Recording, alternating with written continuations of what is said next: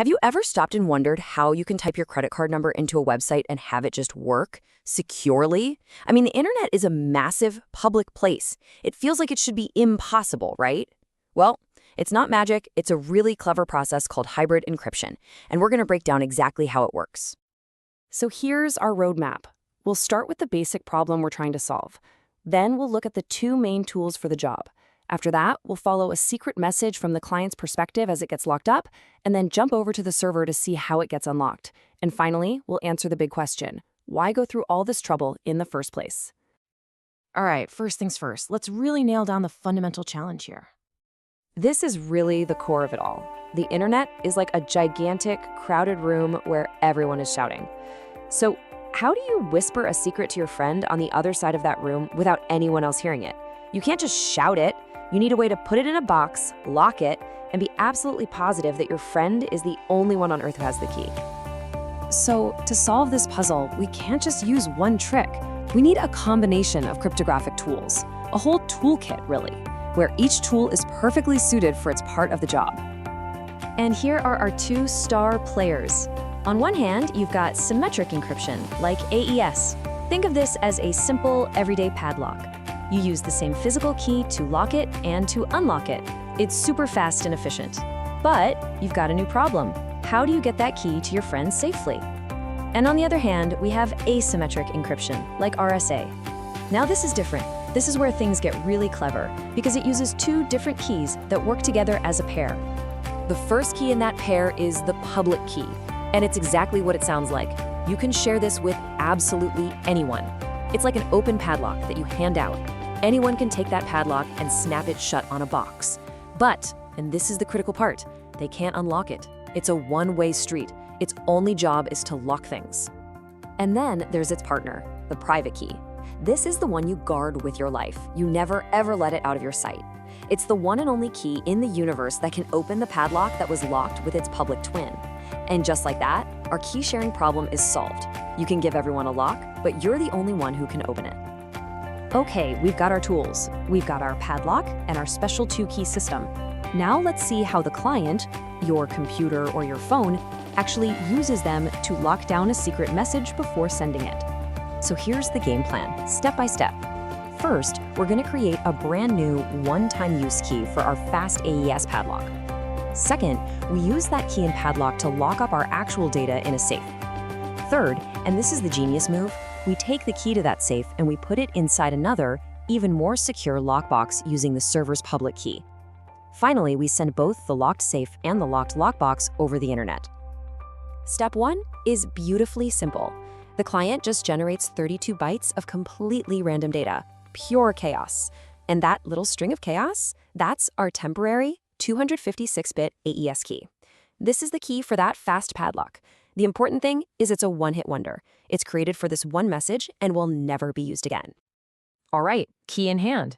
Now we use it. We take our actual plain text message, your password, your credit card details, and we run it through this encryption function, using that brand new key we just made. At this point, our data is securely scrambled. To anyone looking, it's just gibberish. But wait, the output isn't just one big blob of scrambled text. The final payload is actually a very neat, structured little package.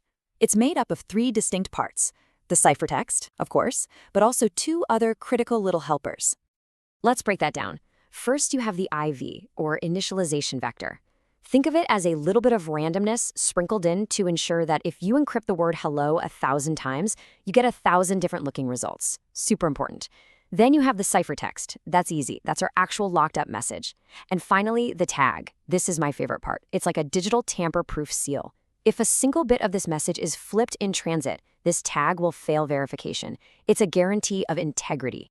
So our data is safe in its box, but the key is just sitting there. This is the crucial step. We now take that little 32-byte AES key, the key to our fast padlock, and we encrypt it using the server's public RSA key. We've just put the key for the safe into that super secure mailbox that only the server has the key to. And that's it. This is what actually travels across the internet. It's not one thing, but 2. You've got the payload. That's our data locked with AES. And you've got the secret key. That's the AES key itself, locked with RSA. Both are now completely secure and ready for the journey. Okay, time to switch hats. We're the server now. Those two encrypted packages have just landed on our digital doorstep. Let's see how we get this secret out. The process is pretty much what you'd expect. We just do everything in reverse. Step 1, we have to open that tiny RSA encrypted lockbox to get the AES key out. Step 2, we use that key to unlock the main payload and reveal the data. And here we go. This is the moment of truth. The server takes its super secret, highly guarded private RSA key and uses it to decrypt that incoming secret key package. If it works, out pops the original 32-byte AES key. And remember, no one else in the world could have done this, only the server with the matching private key. Okay, we've got the key, but before we use it, we have to unpack the main payload. The server knows the recipe we saw earlier, so it carefully carves up the package. It knows the first 12 bytes are the IV, the last 16 bytes are the authentication tag, and everything else in the middle is the ciphertext we're after. And now for the grand finale. With the AES key in hand and the payload neatly unpacked, the server performs the final decryption. It feeds the ciphertext, the AES key, and the IV into the function. Critically, it also checks that authentication tag to make sure nothing was tampered with. If everything lines up, the original plain text message is revealed, safe and sound. Mission accomplished. So I know what you might be thinking. That seems like a lot of work, a lot of locking and unlocking. Why not just use that super strong RSA encryption for the whole thing and call it a day? And the answer is all about getting the best of both worlds. You see, AES is like a race car. It is blindingly fast and built to encrypt huge amounts of data very, very quickly. RSA, on the other hand, is like an armored truck. It's much slower, it's computationally very heavy, but it is unbelievably secure for moving one small precious item, like a key.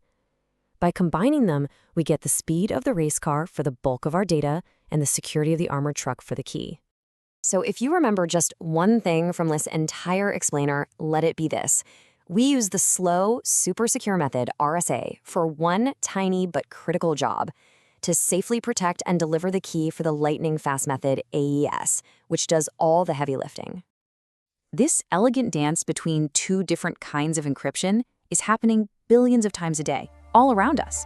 It's the invisible engine of trust that powers the modern web, protecting everything from your bank details to your private messages. So it makes you think, doesn't it? Now that you've seen the whole journey, what's the most important secret that a system like this is protecting for you every single day?